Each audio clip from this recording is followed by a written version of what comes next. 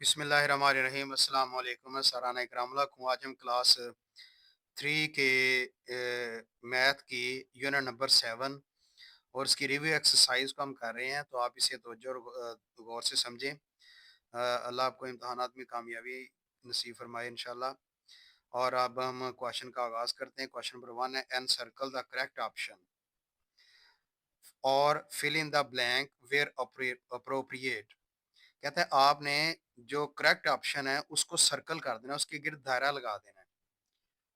यानी ये एमसीक्यूज हैं, एक तरह से कह लें ये एमसीक्यूज के क्वेश्चन है जो जिसके एक स्टेटमेंट के एक क्वेश्चन के चार चार ऑप्शन दिए होते हैं, आंसर उनमें से जो दुरुस्त है उसको सर्कल करना है। और या आपने करना है fill in the blank where appropriate, जहाँ पे ज़रूरी हो या जहाँ मुनासिब हो, सूटेबल हो, वहाँ पे जो खाली जगह है यानी ब्लैंक है उसको आपने पुर कर देना, लिख देना है। तो पहला हम पॉइंट पढ़ते हैं, the number of sides in a quadrilateral are. Quadrilateral वो शेप होती है, वो क्लोज्ड फिगर है यानी बंद शक्ल होती है ज्योमेट्री में, जिसकी चार साइड्स होती हैं, तो वो क्वाड्रिलेटरल कहते हैं उसे। तो हमने क्वाड्रिलेटरल की जो साइड्स हैं उनकी तादाद लिखनी है, वो इसी ऑप्शन नीचे दिया है। यानी ए ऑप्शन है 1, बी ऑप्शन 2, सी ऑप्शन 3 है और डी का ऑप्शन 4 है। तो बताएं कौन सा ऑप्शन दुरुस्त है। तो देखिए क्वाड्रिलेटरल में 4 साइड्स होती हैं, तो हमने 4 को जो है वो सर्कल कर देना है कि इसकी जो है वो 4 साइड्स होती हैं क्वाड्रिलेटरल की। ये ऑप्शन हमारा दुरुस्त है, करेक्ट ऑप्शन है। फिर दूसरा पार्ट है, in a cube the number of edges are. Cube कहते हैं ये जो होती है लूडो का दाना होता है, उसको क्यूब कहते हैं। या स्क्वायर फॉर्म में, स्क्वायर फॉर्म में जो वो क्यूब बना हुआ हो, तो ये बर्फ के जो टुकड़ियाँ होती हैं, पीस भी रखते हैं, उसके भी क्यूब होते हैं, वो भी असल में क्यूब फॉर्म में होते हैं, रेक्टेंगल भी होते हैं, क्यूब फॉर्म में भी होते हैं। यानी स्क्वायर फॉर्म में जिसका हर फेस यानी ये ऐसी शेप जिसकी 6 साइड्स हों, लेकिन उसका जो है वो हर साइड स्क्वायर शक्ल में नजर आए, उसको क्यूब कहते हैं। ये हमने पीछे एक्सरसाइज में किया भी है।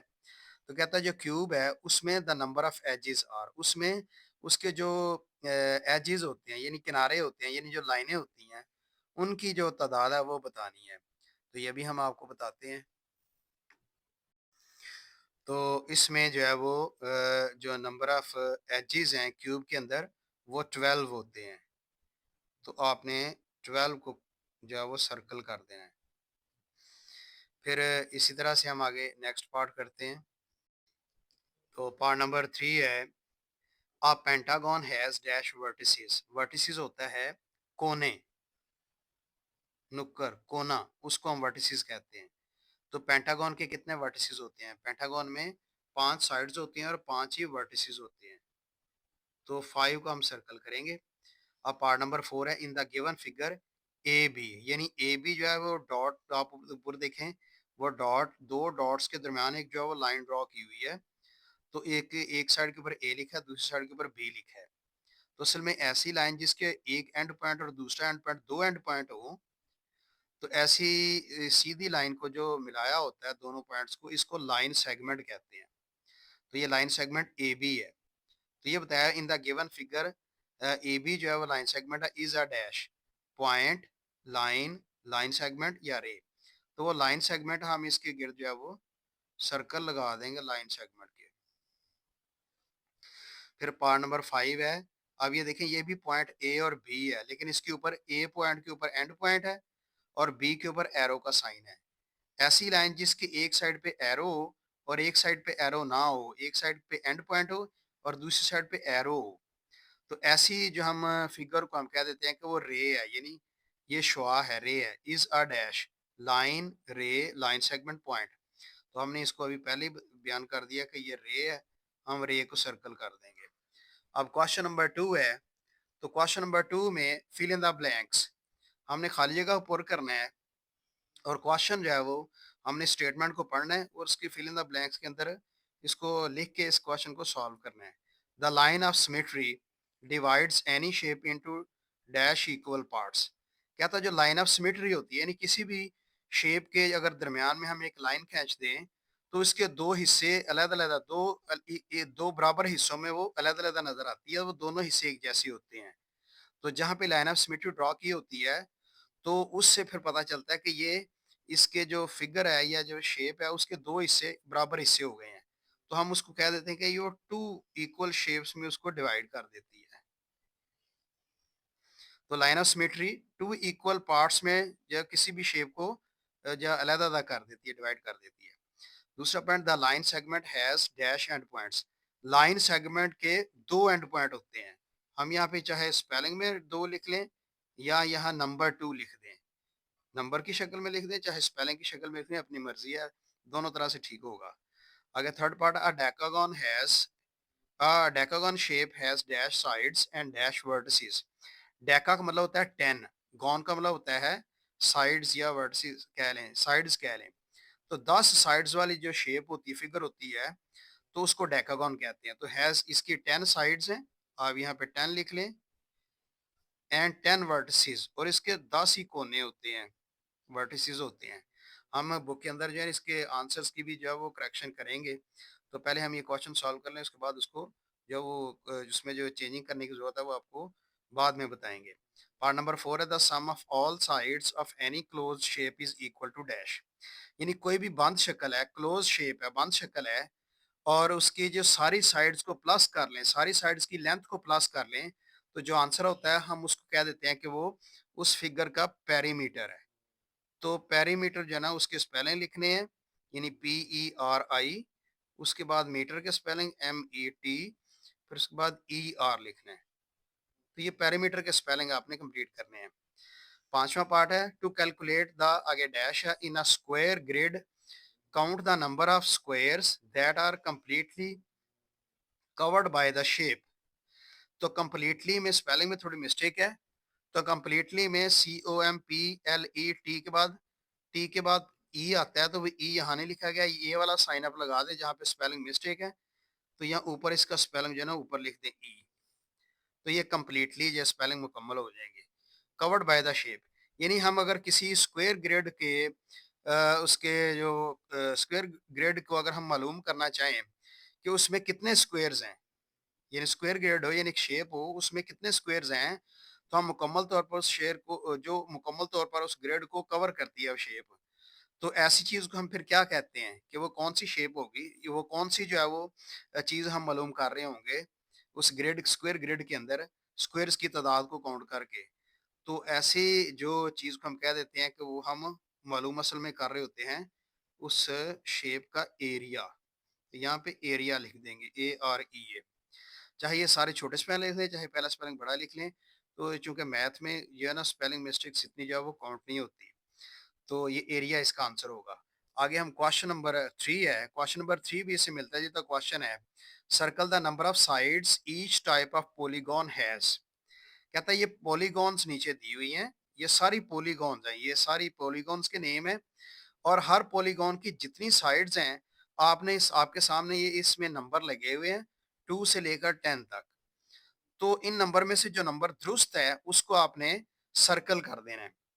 तो ये क्वाड्रिलेटरल है, इसकी कितनी साइड्स होती हैं क्वाड्रिलेटरल, ये ऊपर भी हम क्वेश्चन कर चुके हैं। क्वाड्रिलेटरल वो फिगर होती है, वो बंद शक्ल होती है, क्लोज फिगर होती है जिसकी 4 साइड्स होती हैं। तो इसकी नंबर ऑफ साइड्स क्वाड्रिलेटरल की 4 होती हैं।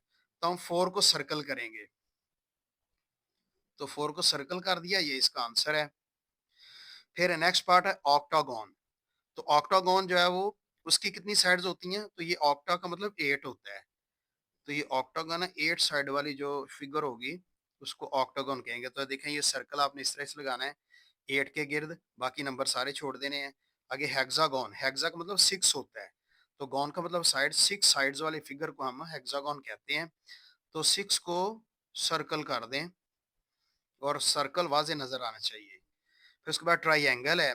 तो ट्राइएंगल ऐसी फिगर, ट्राई का मतलब होता है 3, एंगल का मतलब एंगल जिसके 3 एंगल हो उसको ट्राइएंगल कहते हैं।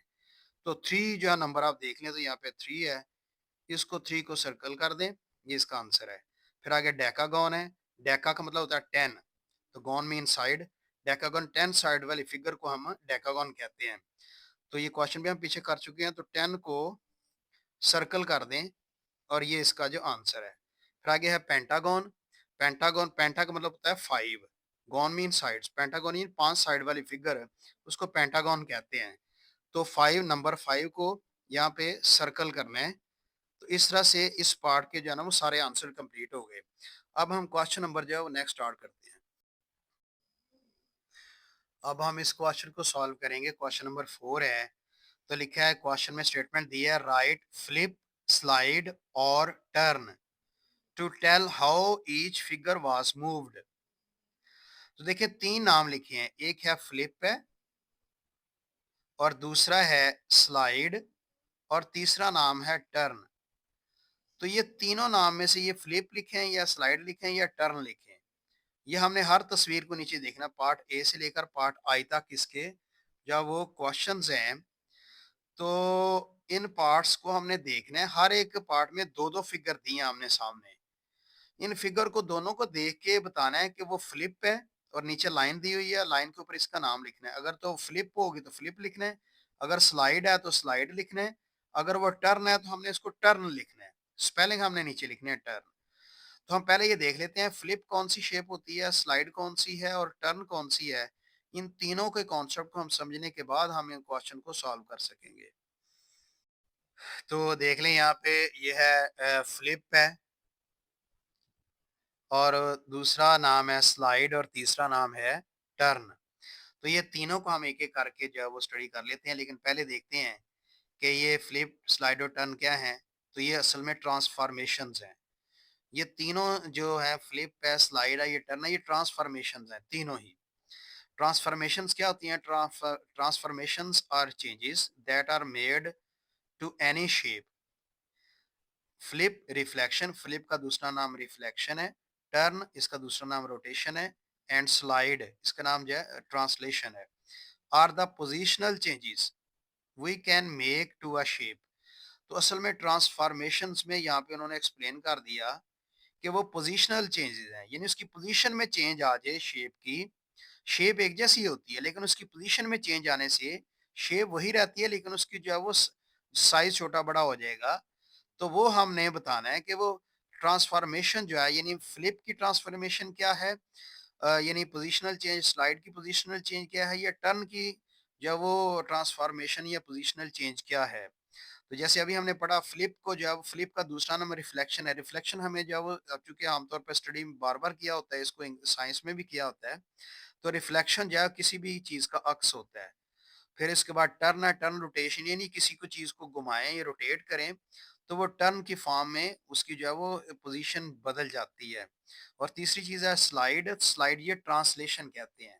ये भी कोई चीज पोजीशन में होती पड़ी है तो उसकी जो है वो पोजीशन के हिसाब से वो जगह को जो बदलते हैं, तो वो किस तरह की शेप होती है हम नीचे देख लेते हैं। अभी ये तीनों यहाँ पे सूरत देख लें कि देखें यहाँ पे आप अगर देखें तो ये हमारे पास है फ्लिप है, यानी रिफ्लेक्शन। जिस तरह की ये शेप आपको ट्रायंगल नजर आ रही है, ये लंबाई के रुख ट्रायंगल यहाँ पे लंबी है, ये बड़ी है और इस तरफ हाइट में छोटी है। तो इसकी जो है ये बेस ये भी लंबी है। तो ये आप देखिए इस ट्रायंगल की जो शेप है वो लेफ्ट साइड की तरफ जो है वो झुकी हुई ज्यादा नजर आती है। तो आप देख लें कि इसका जब हम इसको फ्लिप करेंगे, ये ट्रांसलेशन है, तो ये शेप अगर इसको शेप को अगर इसका रिफ्लेक्शन करें तो रिफ्लेक्शन में इसका रुख बदल जाएगा।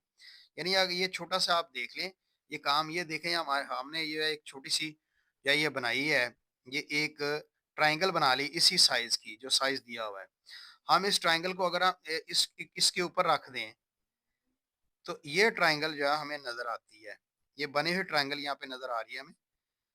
तो इस ट्रायंगल को अगर आप देखें, ये ट्रायंगल यहाँ पे बनी हुई है। हम इस ट्रायंगल को उठा के इसका रुख बदल देंगे, यानी इसका रिफ्लेक्शन उल्टी साइड इसकी दे देंगे। तो इसकी उल्टी साइड करने से दोबारा शेप तो उसकी चेंज नहीं होती, शेप तो वही रहती है, लेकिन इसका रुख बदल जाता है। तो ये इसको आप कह सकते हैं कि ऐसी जो है वो चेंज, ट्रांसफॉर्मेशन हुई है, ऐसी चेंज हुई है जिससे शक्ल तो वही रहती है लेकिन इसका रुख बदल गया है। तो रुख बदलने वाली चीज को हम कह देते हैं कि रिफ्लेक्शन है। तो ये जो साइड यहाँ इस लेफ्ट साइड पे अब लंबी साइड सी, अब ये राइट साइड पे हो गई है। तो ये रिफ्लेक्शन, इसको अपने जेहन में रखना है। तो दूसरी चीज है स्लाइड। स्लाइड क्या है? स्लाइड को भी अगर आप देखें तो ये ट्रांसलेशन है। ट्रांसलेशन क्या होती है? तो ट्रांसलेशन ये है कि आप इसको, ये जो फिगर है ट्रायंगल, आप फिगर को ट्रायंगल को आप देखें कि इस शेप में है। जब इसकी ट्रांसलेशन होगी तो ट्रांसलेशन में ये एक ही फासले के ऊपर एक ही साइड के ऊपर जो वो आपको नज़र आएगी, शेप में कोई चेंजिंग नहीं आएगी। शेप उसी तरह से बनी नज़र आ रही है आपको, शेप में कोई चेंजिंग नहीं है। सिर्फ़ उसका जो वो इसका जो डायरेक्शन सेम है, जिस जिस तरह की डायरेक्शन यहाँ पे थी वही सारी डायरेक्शन यहाँ पे है। इसकी कोई डायरेक्शन ये नहीं है, जो इसकी तिरछी लाइन है वो इसकी तिरछी लाइन उसी जगह के ऊपर है। ये जो बेस लाइन है, बेस भी उसी जगह के ऊपर है, ये जो हाइट है, ये हाइट भी उसी जगह के ऊपर है। तो ऐसी शेप जो चेंज अपनी जगह चेंज करने के बाद भी वैसे ही रहे जो पहले पहले की शेप थी, तो ऐसी को हम कह देते हैं कि वो ट्रांसलेशन है। फिर आगे तीसरी चीज़ आप देखें तो वो है ये टर्न है, यानी टर्न है। टर्न से मुराद ये है कि रोटेट, हम इसको रोटेट करें यहाँ से। ये वाली चीज़ अगर रोटेट करें, रोटेट का मतलब है कि हम इसको अगर ऐसे घुमा लें ऊपर की तरफ, इसको ऐसे ऊपर की तरफ घुमा लें, तो इसकी जो शेप है, वो ऊपर की तरफ जो है वो आपको बड़ी नज़र आएगी। ये ऊपर की तरफ आपको बड़ी नज़र आ रही है। पहले ये छोटी तस्वीर नज़र आ रही थी ट्रायंगल में, जब इसको हमने घुमाया है ऐसे, तो ये ऊँची आपको ज़्यादा नज़र आ रही है। तो रोटेट करने से शेप के अंदर थोड़ा-सा फ़र्क पड़ गया, तो ये शेप जो है इसको रोटेशन कहते हैं। अब मज़ीद थोड़ा-सा समझ लेते हैं कि फ्लिप क्या है? तो फ्लिप ये है, फ्लिप यानी ये जो फ्लिप है जिसे हम रिफ्लेक्शन कहते हैं, flip known as reflection can be seen in a shape that has a line of symmetry, कि ये जो रिफ्लेक्शन होती है इसके दरमियान में लाइन ऑफ सिमेट्री है। इस लाइन ऑफ सिमेट्री से ये शेप जो इस तरफ होती है इसकी उलट शेप यहाँ पे नज़र आती है, उल्टी शेप नज़र आती है इस तरफ। ये फ्लिप या रिफ्लेक्शन होती है। So line of symmetry is related to, ये लाइन सिमेट्री या लाइन ऑफ सिमेट्री, यहाँ पे आप इसको ये मिसिंग अगर ओ ओ ओ एफ ऊपर लिख लें। So line of symmetry is related to the movement that is a reflection और अ फ्लिप। तो लाइन ऑफ सिमेट्री असल में इसकी मूवमेंट से इसका लिंक है और ये रिफ्लेक्शन को ज़ाहिर करती है। जब इसकी जगह चेंज की तो आपको इसकी उल्टी जब इमेज नज़र आती है। दूसरा है स्लाइड या ट्रांसलेशन, थोड़ा-सा देखते हैं। Slide is a transformation, slide जो है एक ऐसी पोज़ीशनल चेंज है in which every point of a figure simply moves in the same direction by the same distance, कि इसमें ये ट्रांसलेशन में ये होता है या स्लाइड में होता है कि जो शेप होती है वो उसी ही तरह की शेप रहती है, जितना और जितना वो डिस्टेंस कवर करती है वो सारी की सारी जो ऑब्जेक्ट उतना ही डिस्टेंस जो है वो कवर करेगी, आगे की तरफ मूव करेगी और एक ही डायरेक्शन में करेगी। यानी जिस तरह की पहली शेप है उस तरह की दूसरी शेप नजर आती है और इनमें थोड़ा सा डिस्टेंस जो अगर हो तो डिस्टेंस भी सेम होता है। तो ये दोनों चीजें आपने यहाँ पे कवर रखनी है। तो ये रोटेशन में थोड़ा फर्क है कि इसमें जगह जो है वो बदल जाती है और ये इस तरह से इसको हमने तीनों चीज़ों को समझा। अब हम वो क्वेश्चन सॉल्व करते हैं। ये कॉन्सेप्ट समझाने का मकसद ये था कि आगे आपको ये प्रॉब्लम जो है वो महसूस ना हो, तो आप आसानी से समझ। अब हम ये इसको देख लेते हैं जी, स्टडी करते हुए। राइट, फ्लिप, स्लाइड और turn to tell how each figure was moved.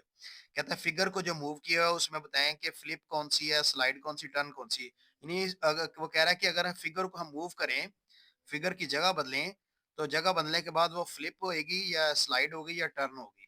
तो तीनों नाम में से हम लिखना है। अब देखें, ये जो शेप आपको नजर आ रही है डॉट से, आपको पता चलेगा कि ये डॉट है सामने। तो इसके बिल्कुल उलट तस्वीर सारी यही है, लेकिन इसके उलट यहाँ पे आपको नजर आ रही है। डॉट वाला यहाँ पे देखें सामने ये पहले आता है और ये जो खाली खाने हैं ये पीछे की तरफ है। लेकिन यहाँ पे जब आप तस्वीर इसकी देखते हैं तो ये इसकी सारे चारों खाने जो है वो पीछे की तरफ चले जाते हैं और ये जो खाना है जो डॉट वाला है ये सामने नजर आता है। तो यानी इसकी उलट तस्वीर नजर आती है। जब उलट तस्वीर नजर आए तो हम उसको कहते हैं कि ये शेप जो है ये फ्लिप है। तो आपने यहाँ पे फ्लिप के स्पेलिंग लिखनी है, यानी एफ, उसके बाद एल, आई और पी। आपने यहाँ पे फ्लिप के स्पेलिंग लिख देने हैं। फिर इसके बाद दूसरी शेप देख लें। क्या आप ये देखें, ये डॉट आपको नजर आ रहा है, तो बाकी ये जो इसके ये दो खाने और ये दो बॉक्सेस हैं ये पीछे की तरफ हैं। तो सबसे सामने वाले जो सबसे पहला खाना जो सबसे सामने आ रहा है वो उसके अंदर डॉट है। तो ये सारी की सारी शेप आपको देखें यही सेम नजर आ रही है। तो जो डॉट वाला खाना आगे है उसके बाद दो दो खाने पीछे हैं। तो ये बिल्कुल ये डॉट वाला खाना भी उसी जगह के ऊपर है और बाकी पीछे वाले खाने भी उसी जगह के ऊपर हैं। तो ये ऐसी शेप जिसमें हमें एक जो शेप की जगह चेंज करने से पहले वाली जब वो शेप ही नजर आए, तो ऐसी हम शेप को हम कह देते हैं कि वो स्लाइड है। तो यहाँ पे हम स्लाइड के स्पेलिंग लिख देंगे, यानी SLIDE, स्लाइड के स्पेलिंग लिखेंगे। फिर आगे ये देखें कि इसके नीचे वाले खाने के अंदर डॉट है, बाकी आप देख सकते हैं ये जिस तरह इंग्लिश का सी होता है, सी की फॉर्म में है।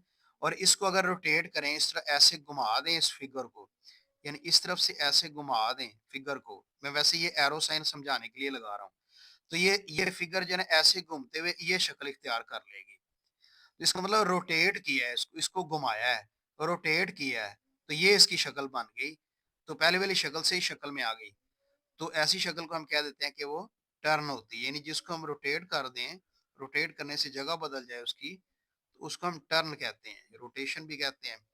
फिर आगे डी पार्ट है, डी पार्ट भी इसी तरह से है। इसमें थोड़ी सी एक मिस्टेक है, वो ये है कि इसमें ये जो डॉट है, ये डॉट आपको नजर आ रहा है, ये डॉट नीचे वाले खाने में दिया हुआ है, तो इसके सामने भी ऐसे ही नीचे वाले खाने में है।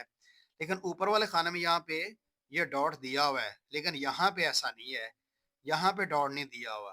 तो हम फिर क्या करेंगे, इस जगह के ऊपर ये डॉट मौजूद था, ये किसी वजह से मिस हो गया, नहीं लग सका।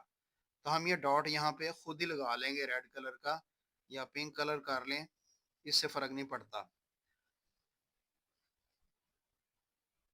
तो इसकी भी देखें कि ये हम जो है वो इसको मूव करें, तो इसको अगर रोटेट करें, यानी इस तरह से रोटेट करें, ऐसे घुमाएं इस फिगर को, ऐसे शेप को, अगर इसको ऐसे या इसको ऐसे घुमा दें, ऐसे की तरफ इसको टर्न करें, रोटेट करें, तो ये ऊपर खाना आपको नजर आएगा और ये नीचे की तरफ हो जाएगा।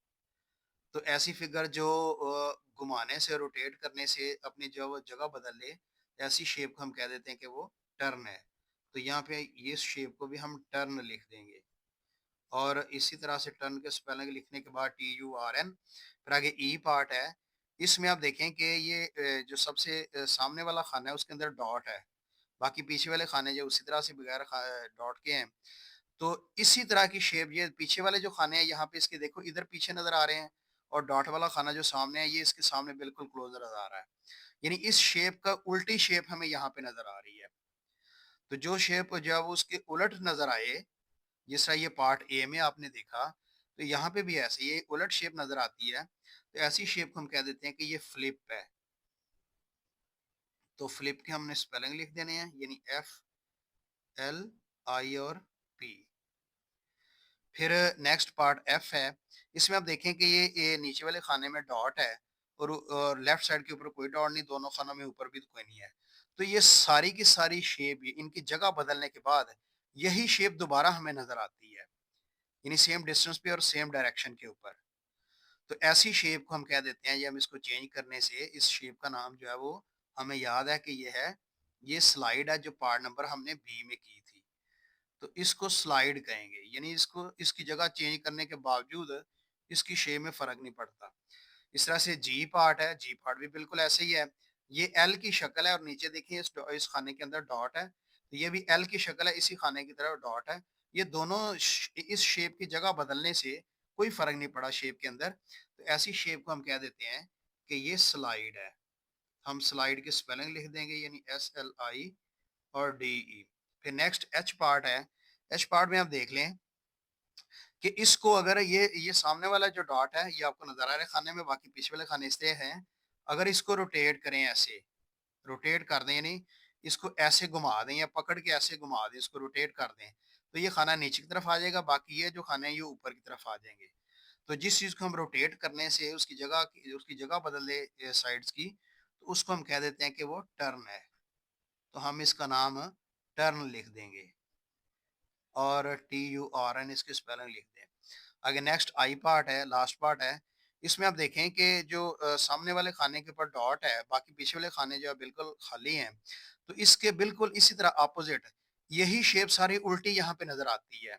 ये दोनों जो चार खाने पीछे थे बगैर डॉट के, तो ये चार खाने इसके पीछे चले गए, और ये जो सामने था फ्रंट पे था ये डॉट वाला खाना, ये सामने वाले डॉट पे आ गया। तो ऐसी शेप जो उल्टी नजर आए, ये असल शक्ल के उलट नजर आए इस तरफ, तो ऐसी शेप को हम कह देते हैं कि ये फ्लिप है। तो हम फ्लिप यहाँ पे फ्लिप कह लें, तो इसके स्पेलिंग लिख दें फ्लिप। तो इस तरह से ये आपने जो है वो क्लियर करना है। लेकिन इसमें देखें कि आपने इसमें पार्ट देखा कि पार्ट यहाँ पे क्वेश्चन में A B A B C D की फॉर्म में लिखे हुए हैं, लेकिन ये आंसर में जो है वो पार्ट्स में थोड़ी सी चेंजिंग है। हम वो दुरुस्त करेंगे जब हम आंसर देखेंगे। तो दुरुस्त करके जो जब पहले क्वेश्चन कंप्लीट कर लें फिर उसके बाद आंसर दुरुस्त करते हैं। नंबर क्वेश्चन नंबर 5 है। हम क्वेश्चन नंबर 5 और 6 जो है ये दोनों क्वेश्चन जो है मिलते-जुलते हैं। तो इन क्वेश्चन में सिर्फ ड्रॉ करनी है, क्या लिखा है क्वेश्चन को स्टेटमेंट पढ़ने के बाद हम देखते हैं कि इसको क्या करना है। Draw two different shapes with an area of 6 centimetre, और ये जो ऊपर 2 लिखा है इसको स्क्वायर पढ़ते हैं। तो स्क्वायर जो है ना ये यूनिट है, सीएम जो है ना सेंटीमीटर है, ये इसका यूनिट है और उसके ऊपर जो 2 है ये स्क्वायर है। स्क्वायर उस वक़्त लिखा जाता है जब हमने एरिया फाइंड करना होता है। तो कहता है जी आपने एरिया 6 सेंटीमीटर स्क्वायर है, तो आपने इसकी जो है ना वो शेप्स बनानी है और 2 शेप बनाएँ। ड्रा 2 डिफरेंट शेप्स, 2 मुख्तलिफ शेप्स बनाएँ जिसका एरिया 6 सेंटीमीटर स्क्वायर हो। हर एक शेप का एरिया 6 सेंटीमीटर हो, दूसरी पहली शेप का भी, दूसरी शेप का भी। तो दोनों शेप्स हम यहाँ पे बना के आपको दिखाते हैं। इस तरह से क्वेश्चन नंबर जो है वो 6 है। इसमें भी ऐसी है, draw 2 different shapes with a perimeter of 6 centimetre. इसमें भी 2 मुख्तलिफ शेप्स बनानी है और उनका जो दोनों का पेरीमीटर अलग-अलग है, वो 6 सेंटीमीटर होना चाहिए। ये शेप्स आपको बना के दिखाते हैं, फिर आपको जो बताते हैं। तो हमने इसके जो है वो 2 डिफरेंट शेप्स बनानी थी। आप देखिए एक शेप हमने ये बना दी जिसमें एक ब्लॉक जो है 1 सेंटीमीटर स्क्वायर को जो है वो डिक्लेयर करता है, ज़ाहिर करता है। तो आप देखेंगे 1 2 3 4 5 6, तो 6 सेंटीमीटर स्क्वायर के ये हमने जो है वो एक शेप बना दी। फिर दूसरी शेप हमने रेक्टेंगल की शक्ल में बनाई। इसमें भी जो है 1 2 3 4 5 6, और ये एक ब्लॉक जो है 1 सेंटीमीटर स्क्वायर को ज़ाहिर करता है। ये साथ आप जो है वो कलर भी देख लें और ब्लॉक की जो है वो लेंथ भी जो है वो आप कंसिडर करेंगे। या आपने इसको जो है साथ लगाना होता है ताकि एक कलर से पता चले कि एक ब्लॉक कितनी जो है वो लेंथ को ज़ाहिर करता है। इसी तरह से नेक्स्ट पार्ट नंबर जो 6 है, जिसमें हमने 2 शेप्स बनानी थी और इसका पेरीमीटर 6 सेंटीमीटर था। तो इसमें भी आपने देखा कि यहाँ पे एक ब्लॉक जो है 1 सेंटीमीटर को ज़ाहिर करता है। अब यहाँ पे पेरीमीटर में सिर्फ सेंटीमीटर आएगा। तो जो एरिया वाला था क्वेश्चन, उसमें एरिया में 1 ब्लॉक 1 सेंटीमीटर स्क्वायर को ज़ाहिर कर रहा था। यानी अगर ये ग्रीन भी अगर देखा आपने शेप, तो ये जो है वो ये ब्लू कलर में भी जो शेप देखी है, तो इसमें 1 सेंटीमीटर स्क्वायर जो है एक ब्लॉक की लेंथ है। तो यहाँ पे जो पेरीमीटर में स्क्वायर नहीं होता, पेरीमीटर में सिंपल है यानी सेंटीमीटर होगा। 1 सेंटीमीटर का एक ब्लॉक है। तो आप देखें कि 6 सेंटीमीटर इसका आंसर लाना है, तो 1 2 3 4 5 6, तो 6 सेंटीमीटर की जो है ये शेप बना दी जो ब्लू कलर में। फिर आपने ये दूसरा ये शेप देख लें, ये भी डिज़ाइन है एक, और ये रेड कलर में एक ब्लॉक जो 1 सेंटीमीटर की लेंथ को ज़ाहिर करता है। तो अब देख लें कि 1 2 3 4 5 6, तो ये जो शेप है ये 6 सेंटीमीटर पेरीमीटर को ज़ाहिर करती है। अब हम इसके जो आंसर्स हैं उनको दुरुस्त करते हैं। तो हमने करेक्शन जो है वो आंसर्स में करनी है। रिव्यू एक्सरसाइज जो है यूनिट नंबर 7 की है। यूनिट नंबर 7 हमने अपने पास से लिख दिया ताकि आपको ये एक्सरसाइज के बारे में कोई प्रॉब्लम ना हो कि ये रिव्यू एक्सरसाइज किस यूनिट की है। तो यूनिट 7 की एक्सरसाइज है। तो इसके जो करेक्शन करने की ज़रूरत है वो है क्वेश्चन नंबर जो है वो 2 में। क्वेश्चन नंबर 2 में तो थर्ड पार्ट है, थर्ड पार्ट में लिखा हुआ है 10 साइड्स एंड 10 वर्टिसेस। तो यहाँ पे 10 के बाद जो साइड्स है वो लिखने की ज़रूरत नहीं थी और ना ही एंड लिखने की ज़रूरत है। उसके बाद यहाँ पे 10 के बाद बेशक कॉमा लगा लें, और उसके बाद दूसरा आंसर भी 10 है, उसके साथ वर्टिसेस लिखा हुआ है। ये वर्टिसेस भी लिखने की ज़रूरत नहीं, ये क्वेश्चन के अंदर जो बुक में मौजूद था, तो ये इजाफी चीज़ यहाँ पे लिख दी है। अगर आप लिखा भी रहने दें तो फ़र्क नहीं पड़ता, लेकिन आपने आंसर जब चेक करना है तो इसमें एक आंसर 10 है तो दूसरा आंसर भी 10 है पार्ट नंबर 3 में। तो ये आपने जो है इसको जहन में रखना है। फिर आगे क्वेश्चन नंबर 3 है। क्वेश्चन नंबर 3 के आंसर्स यहाँ पे नहीं लिखे हुए थे, सिर्फ क्वेश्चन नंबर 3 लिख दिया था। इसके आंसर्स की जगह खाली छोड़ी हुई थी, कोई पता नहीं इसका आंसर क्या होगा। तो आंसर यहाँ पे आपने जो है वो लिख लेने हैं खुद। यानी इसका आंसर जो है वो क्वेश्चन नंबर 3 में 4 है, फिर हर नंबर के बाद कॉमा लगा दें। 4 के बाद फिर जो 8 है, फिर कॉमा 6 कॉमा 3, फिर कॉमा जो है 10 और फिर कॉमा 5। तो ये इसके आंसर्स हैं क्वेश्चन नंबर 3 के। फिर क्वेश्चन नंबर 4 में जो पार्ट्स के नाम है वो आई लिखा गया है, यानी स्मॉल लेटर में आई।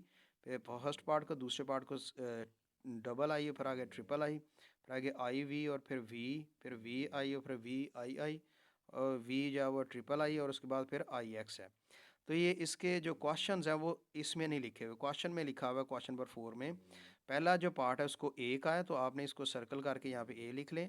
फिर दूसरे पार्ट को जो है वो बी क्वेश्चन के अंदर लिखा हुआ, तो यहाँ भी आपने बी करना है। फिर ये पार्ट नंबर 3 है, इसको सी लिखना है। पार्ट नंबर 4 को डी। ये जो है सर्कल कर दें ताकि पता चले कि ये जो क्वेश्चन जो है वो इसके अंदर जो है वो क्वेश्चन में जो है वो नंबरिंग की गलती है। फिर आगे ये वी को आपने सर्कल करना है, ई लिख लें। फिर आगे 6 को यानी वी आई को छोड़ के आपने एफ लिखना है। फिर वी आई आई जो है इसको आपने जी लिखना है। फिर आगे वी के बाद ट्रिपल आई यानी 8वां पार्ट है, उसको आपने एच लिखना है। और लास्ट पार्ट जो क्वेश्चन नंबर 4 का 9 है, आई एक्स है, उसको आपने आई लिखना है इस तरतीब से, यानी A B C D E F G H और ये आई। यहाँ तक आप आज जो है ना इसको करेक्शन कर लेनी है। तो जो जिसमें गलत लिखा हो उसको आपने सर्कल कर लें ताकि पता चले कि ये गलत है, और दुरुस्त आपने इसको साथ लिख लेना है। फिर उसके बाद क्वेश्चन नंबर 5 और क्वेश्चन नंबर 6 जिसको हमने शेप्स देखा था बनानी थी, तो उसमें ये क्वेश्चन के अंदर इसने वो शेप्स बना के नहीं दिखाई, क्योंकि हर स्टूडेंट की शेप बनाने का अंदाज़ मुख्तलिफ होगा। इसलिए उन्होंने लिख दिया क्वेश्चन नंबर 5 और 6 दोनों में, accept all possible possible answers, के सारे जो मुमकिन आंसर्स बनते हैं वो आप उसको एक्सेप्ट करें। क्वेश्चन नंबर 5 में भी ये लिखा है, क्वेश्चन नंबर 6 में भी लिखा है, एक्सेप्ट ऑल पॉसिबल आंसर्स। तो हर पॉसिबल आंसर आपने वो एक्सेप्ट करना है जो भी आंसर बच्चे ने लिखा होगा। तो ये जो है इस तरह से ये करेक्शन को आपने कंप्लीट करना है।